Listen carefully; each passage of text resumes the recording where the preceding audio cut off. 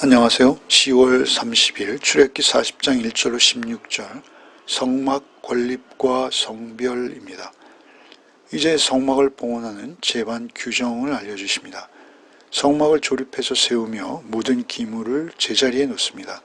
성막의 모든 기구와 제사장들에게 기름을 부어 거룩하게 구별하십니다. 사실 성막은 하나님께서 영원 전부터 사람과 함께 하시고자 하셨던 그 하나님의 뜻을 이루기 위한 임마누엘의 장소로서 1절부터 하나님의 관심이 향해 있던 곳이었습니다. 1절부터 읽겠습니다. 여호와께서 모세에게 말씀하여 이르시되 너는 첫째 달 초하루에 성막꽃 회막을 세우고 또 증거궤를 들여놓고 또 휘장으로 그 궤를 가리고 또 상을 들여놓고 그 위에 물품을 진솔하고 등잔대를 들여놓아 불을 켜고 또 금 향단을 증거궤 앞에 두고 성막 문에 휘장을 달고 또 번제단을 회막의 성막 문 앞에 놓고 또 물두멍을 회막과 제단 사이에 놓고 그 속에 물을 담고 또 뜰 주위에 포장을 치고 뜰 문에 휘장을 달고. 때는 이스라엘 백성들이 출애굽한 날로부터 정확히 1년이 지난 출애굽 2년 1월 1일이었습니다. 이날은 백성들이 시내산에 도착한 지 대략 10여 개월이 지난 때였습니다. 성막을 세우는 일에 많은 준비 기간이 소요된 것이죠. 맨 먼저 성막을 세우십니다. 성막에서 가장 먼저 등장하는 것은 증거궤입니다. 증거궤를 들여놓고 휘장으로 성소와 지성소를 나누라 하십니다. 성막에서 가장 중요한 물건을 꼽으라 하면 그것은 단연 증거궤가 될 수밖에 없습니다. 증거궤는 말씀으로 임재하시는 하나님의 임재의 첫 번째 증거입니다. 하나님의 임재를 상징하는 증거궤는 우리 신앙의 진실의 하나님을 만나는 것을 의미합니다. 성도의 삶에서 하나님과의 진실된 만남은 말씀 묵상을 통해서 이루어집니다. 다른 어떤 신앙 행위도 말씀 묵상이 없다면 형식적이요 무의미한 것이 되고 마는 것이죠. 우리의 마음과 영혼에 말씀이 들려오는 그 상태가 하나님의 임재입니다. 그럼에도 또한 그 증거궤를 가려서 사람들의 눈에 보이지 않게 하라 하십니다. 하나님께서는 그저 죄인으로 하나님의 임재 앞에 함부로 나와 죽임 당할 수 있기에 그것을 막으신 것입니다. 1년에 한 번 대제사장만이 백성들이 죄를 대속하기 위해 들어오게 하십니다. 그러나 우리는 우리가 잘 알고 있듯이 예수께서 오셔서 이제는 지성소의 휘장을 찢으셨습니다. 그리고 말씀이 역시 우리 가운데 거하십니다. 이제는 오직 보혈의 공로를 힘입은 자라면 누구든지 은혜의 보좌 앞에 담대히 시은 자 앞에 나아갈 수 있고 말씀을 들을 수 있고 성령의 도우심으로 깨닫게 되죠. 이제 떡상을 들여놓고 등잔대와 향단을 들여놓으라 하십니다. 그리고 성소의 마당에 넣을 번제단, 물두멍을 놓고 성막의 뜰에 문을 달고 역시 휘장을 치라 하십니다. 각각의 기물이 의미하는 것들이 굉장히 깊은 그런 뜻들이 있습니다. 그 의미대로 각각의 위치에서 그 맡은 기능들을 감당하게 하시는 것이죠. 상에는 떡이 있어야 하고 등대에는 불을 밝혀야 하고 향단에는 향이 쉬지 않고 계속 피어올라야 합니다. 번제단과 성막 사이에는 물두멍이 있어야 하는 것이고요.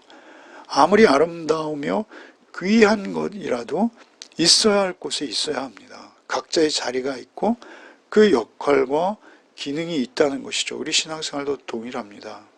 오늘 우리 교회도 우리의 삶도 역시 같다는 것이죠. 하나님께서 각자 맡기신 일들이 있고 또 그 일을 자신의 자리에서 신실하게 감당할 때만 우리는 아름다운 것이죠. 하나님의 임재 앞에 나아갈 수 있고 누군가를 하나님의 임재 앞으로 초대할 수도 있는 것이죠. 우리의 예배도 우리의 삶도 하나님 보시기에 좋은 것이 되기 위해서 하나님의 뜻에 온전히 순종하는 모습으로 내 자리를 지키는 것, 그것이 가장 좋은 것입니다. 그때 하나님께서 보시기에도 아름다운 것이죠. 9절 이하를 읽겠습니다. 또 관유를 가져다가 성막과 그 안에 있는 모든 것에 발라 그것과 그 모든 기구를 거룩하게 하라. 그것이 거룩하리라. 너는 또 번제단과 그 모든 기구에 발라 그 안을 거룩하게 하라. 그 제단이 지극히 거룩하리라. 너는 또 물두멍과 그 받침에 발라 거룩하게 하고. 관유는 성전의 기물을 성별하거나 제사장 위임식에만 사용하는 거룩한 기름이죠. 모략, 육개, 창포, 계피, 감람기름 이런 것들을 지정하신 정량대로 혼합해서 만드는데 이 기름은 반드시 하나님께서 지정하신 곳에만 사용할 수 있었습니다. 다른 곳에 오용되거나 남용되면 안 되는 것이죠. 의미 없는 것입니다. 관유를 가져다가 성막 안에 기구들에게 바르라 하십니다. 그렇게 관유를 바를 때 그 기구들이 거룩해진다라고 하시죠. 관유는 상징이고 중요한 것은 의미입니다. 관유가 의미하는 것, 성령의 임재로 거룩함으로 구별되었다라는 그런 의미를 갖는 것이죠. 아무리 성막의 기물들이 정확한 자리에 배치되고 그 기능을 하고 있다 해도 하나님을 온전히 향하고 성령의 임재와 역사가 없다면 그것은 아무런 의미도 없다라고 말씀하시는 것입니다. 여기 기물들은 단순한 물건이 아니라 그 물건이 의미하는 것들입니다. 그 모든 의미에는 성령의 역사하심, 임재하심이 반드시 있어야 된다는 것이죠. 값비싼 향료가 은은한 참으로 기가 막힌 향기를 발하고 있다 하더라도 하나님께 거룩하게 구별된 그 향기가 우리의 코끝으로 느껴진다 하더라도 그것은 향기가 아니라 그 제사에 참여하는 자들의 마음과 영혼에 하나님의 임재가 없다면 의미 없다는 것입니다. 그러니까 그 향기는 곧 하나님의 임재로 인한 우리의 마음과 영혼의 향기로 같아지는 것이죠. 그 향기를 흠양하고 또 우리가 그 향기를 묻힌 자로 향기를 전하는 것이죠. 하나님의 영으로 구별되고 하나님의 영으로 일하지 않으면 하나님 앞에서 받으실 수 없다는 것입니다. 하나님께서 받으실 수 없다는 것이죠. 12절 이하를 읽겠습니다. 너는 또 아론과 그의 아들들을 회막문으로 데려다가 물로 씻기고 아론에게 거룩한 옷을 입히고 그에게 기름을 부어 거룩하게 하여 그가 내게 제사장의 직분을 행하게 하라. 너는 또 그 아들들을 데려다가 그들에게 겉옷을 입히고 그 아버지에게 기름을 부은 같이 그들에게도 부어서 그들이 내게 제사장의 직분을 행하게 하라. 그들이 기름 부음을 받은 즉 대대로 영영이 제사장이 되리라 하시매. 더욱 중요한, 가장 중요한 것은 이제 사람이죠. 그 모든 제사의식을 집례하는 사람들, 그들이 구별되어야 하는 것입니다. 아무리 거룩한 물건, 의미가 있어도 그것을 매개하는, 그것을 사용하는 사람이 거룩하지 않다면 아무 소용없다는 것이죠. 아무리 좋은 시설과 세상이 부러워할 사람들이 모여 있어도 멋진 비전과 사명을 가지고 있어도 그것이 하나님의 성령으로 구별되지 않았다면 다른 모든 것 다 소용없다 이렇게 말씀하시는 것이죠. 그 성령으로 구별되어지는 이게 먼저 물로 씻기는 것이죠. 그리고 역시 기름을 부어 거룩하게 하라 하시는 것입니다. 기름 부음 받은 자라는 의미 메시아, 마샤 이것은 기름 부음을 받다라는 이 단어가 의미하는 바가 중요합니다. 예수께서 메시아, 곧 이 마샤 동일한 어근입니다. 정확히 동일한 어근의 단어가 그리스도 자신으로 번역된 메시아가 헬라어로 번역된 게 그리스도입니다. 예수께 사용된 것이죠. 예수 그리스도야말로 하나님을 영화롭게 하기 위해 부름받은 분이십니다. 바로 이 예수 그리스도만이 그의 영으로 성도들을 거룩하게 또한 구별하시는 참으로 기름 부음 받으신 분이시라는 점입니다. 예수께서는 지상 대명령을 하시며 성령이 임하시기 전까지는 결코 예루살렘을 떠나지 말라 이렇게 당부하시죠. 그것은 왜입니까? 하나님의 영, 곧 예수 그리스도의 영으로 우리가 입혀지기 전에는 예수의 영이 임하기 전에는 우리는 성도 될 수도 없고 교회 될 수도 없다는 것이죠. 사도행전의 초대교회 역시 성령의 기름 부음으로써 비로소 시작되는 것입니다. 15절에 그들이 기름 부음을 받았은즉 대대로 영영이 제사장이 되리라 이렇게 말씀하시잖아요. 즉 제사장은 기름 부음을 받아야 그 시점부터 제사장으로서의 권세를 확정적으로 가지게 됩니다. 이걸 다시 뒤집어 보면 기름 부음 받지 않고는 절대 제사장 직분을 받을 수도 행할 수도 없다는 것이죠. 반면 기름 부음 받은 자는 즉시 제사장 직분을 이미 가진 자가 된 것입니다.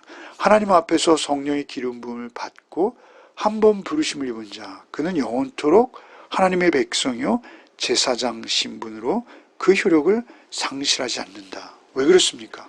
하나님의 부르시면은 결코 후회함이 없습니다. 로마서 11장 29절 하나님의 은사와 부르시면은 후회하심이 없느니라. 거룩한 옷을 입고 기름 부음을 받고 이제 대제사장의 직분을 수행하게 되는 것이죠. 성도도 동일한 과정이죠. 마지막으로 16절을 읽겠습니다.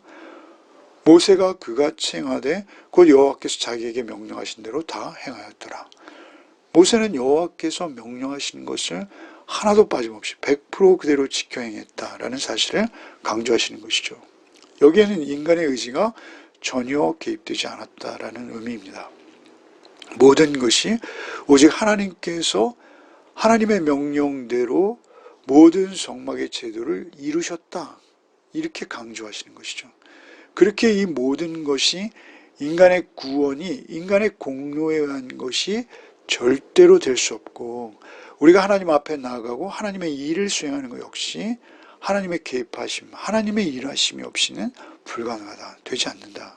아니 모든 것을 하나님께서 하셨다라고 고백할 수밖에 없는 것이죠. 오직 하나님의 은혜로만 하나님께서 홀로 이루시는 거예요. 우리의 모든 삶은. 하나님께 우리 절적으로 순종하고 맡기는 것이고요. 하나님께서 이스라엘을 하나님의 임재 아래로 부르신 이유입니다. 모든 것 결국 예수께서 완성하실 구원의 길을 우리에게 비춰주고 있는 것이죠. 기도하겠습니다. 주님 감사합니다. 오늘도 우리가 주께 기도하며 나아갈 수 있음은 오직 우리의 영원한 대제사장이신 주께서 열어놓으신 산 길이요 살 길임을 고백합니다. 언제나 주께 순종하며 주의 임재를 누리는 우리의 삶이 되게 하여 주옵소서.